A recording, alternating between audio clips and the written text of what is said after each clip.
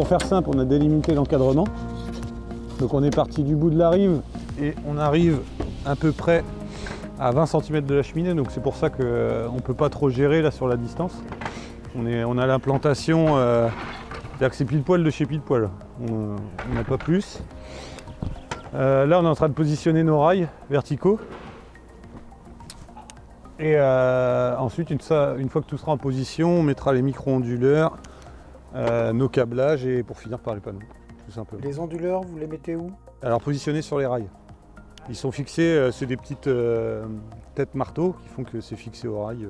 Et les câbles, vous les passez par où? Alors les câbles, on va passer par votre chatière qui est libre. Donc on sort le câble par là. Et puis après, en fait, on vient faire une jonction prise mâle-femelle pour emmener tout le courant jusqu'à votre tableau et à la réinjection. Chaque panneau a une production de 330 watts maximale. Donc là, avec vos 9 panneaux, ça vous fait presque 3 kg, 2 kg 970. Et pour qu'ils produisent indépendamment, on leur met sur le rail un micro-onduleur.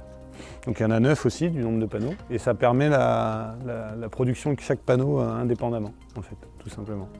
Donc si un jour il y a un panneau qui est plus faible parce qu'il a mal vieilli ou autre, ça n'empêche pas les autres de produire plus fort. Il y a le problème d'ombrage aussi. Voilà, c'est ça par exemple. Oui, s'il y a un ombrage sur un panneau, ça aurait été en onduleur centralisé, c'est-à-dire un onduleur qu'on aurait mis en bas dans votre sous-sol. Les branchements sont en série, donc s'il y a un panneau qui est plus faible, tous les autres produisent à la même puissance que ce panneau qui est plus faible. Donc ces micro-onduleurs-là permettent quand il y a un panneau qui produit plus que 10 watts parce qu'il est à l'ombre, ça permet aux autres de produire 200 watts parce qu'ils sont en plein soleil, tout simplement. Et ça se branche sur le panneau. Voilà, tout simplement en fait. Nous, on a nos chaînes en courant alternatif qui se branchent là, ici.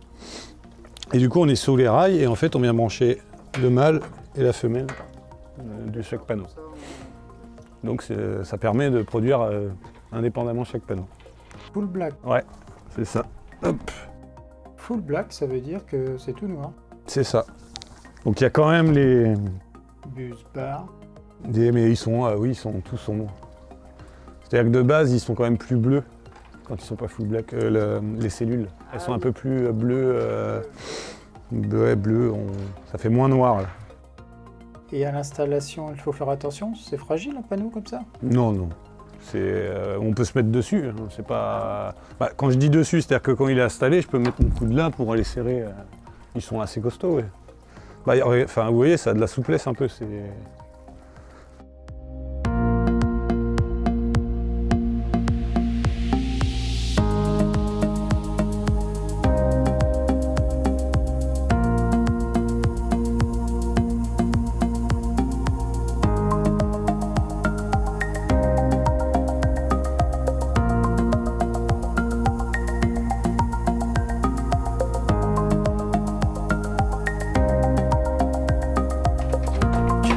Donc là, comme vous pouvez voir, on a l'arrivée des panneaux qui sortent de la chatière. Donc on a le cheminement en gaine qui vient dans une boîte de dérivation. Donc comme vous aviez déjà un câble qui montait jusqu'au grenier en 6 carrés, on va se permettre de se reprendre dessus grâce à une boîte de dérivation. Cette boîte de dérivation, après, elle descend avec une gaine jusque dans votre tableau. Si on suit le cheminement, vous voyez, on repart ici et après on rentre dans l'autre gaine qui est juste en dessous, qui descend jusque dans votre GTL, dans votre tableau.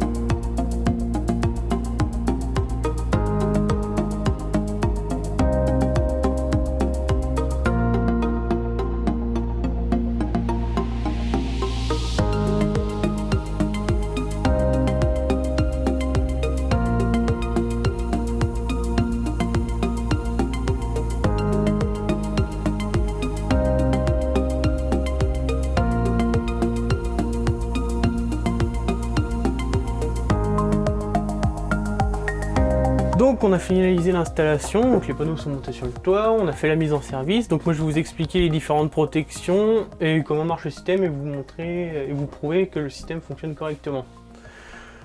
Donc là, juste au-dessus de votre tableau électrique, on a rajouté un coffret. Donc c'est le coffret qui sert uniquement pour la partie solaire.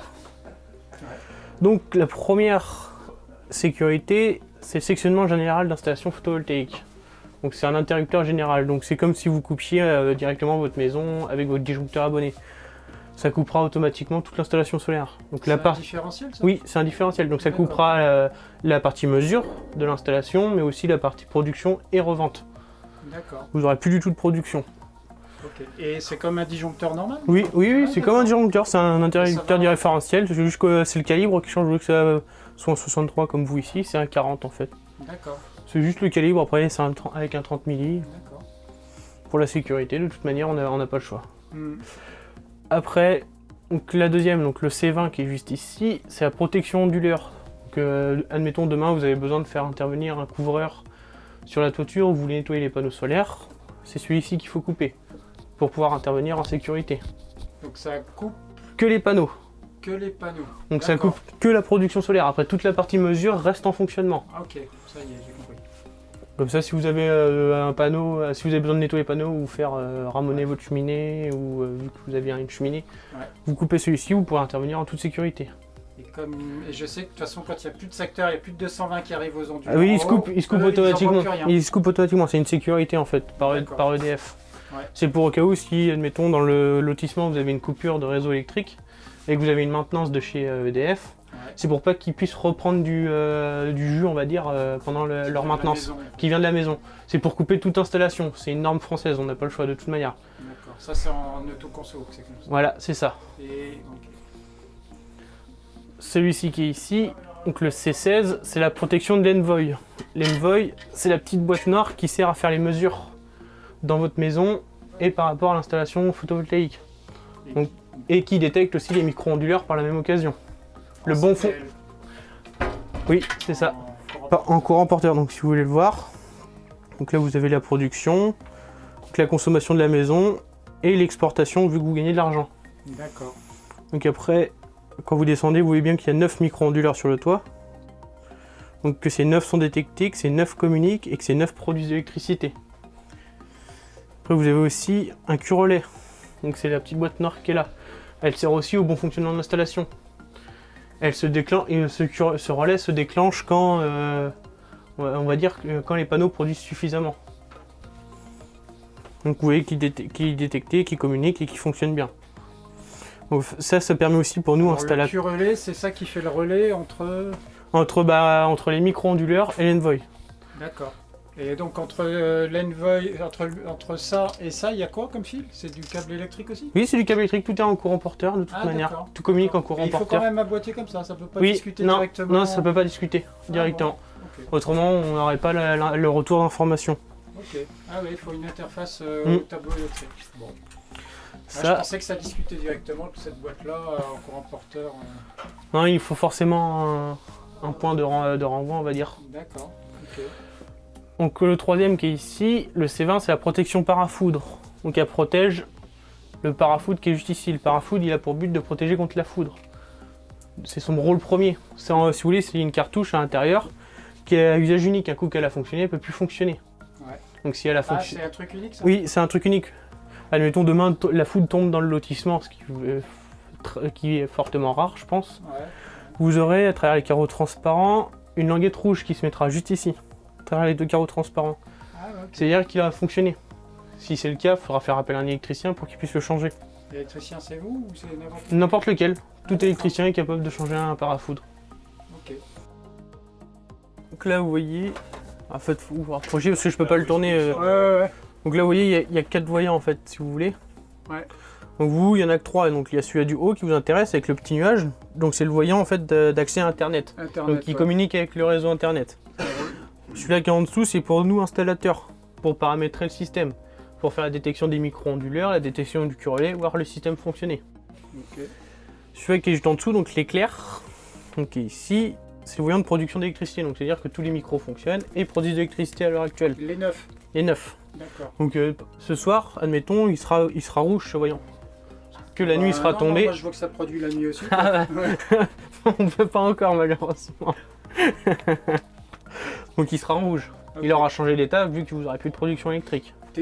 Quand c'est vraiment zéro, quoi. Oui, c'est ça. Ok. Et après, c'est le voyant de communication de l'appareil. Donc le dernier qui est ici, donc les deux flèches dans les deux sens. Donc C'est là, Internet ou- c'est pour voir que les micro-onduleurs communiquent. C'est comme Ah, ça que vous c'est avez le ça. CPL. Ouais. C'est celui-là en fait qui va vous dire si vous avez un micro qui est défectueux ou plusieurs. Et il changera l'état. Donc quand il est vert, c'est que les 9 sont conformes. S'il est rouge, c'est qu'il y a un souci dans l'installation. Donc c'est forcément un micro qui est défectueux. Ok. Après, si vous avez une coupure internet dans la maison, vous verrez que quand vous relancerez le système, les 4 clignoteront rouges. C'est le temps que le système se réinitialise.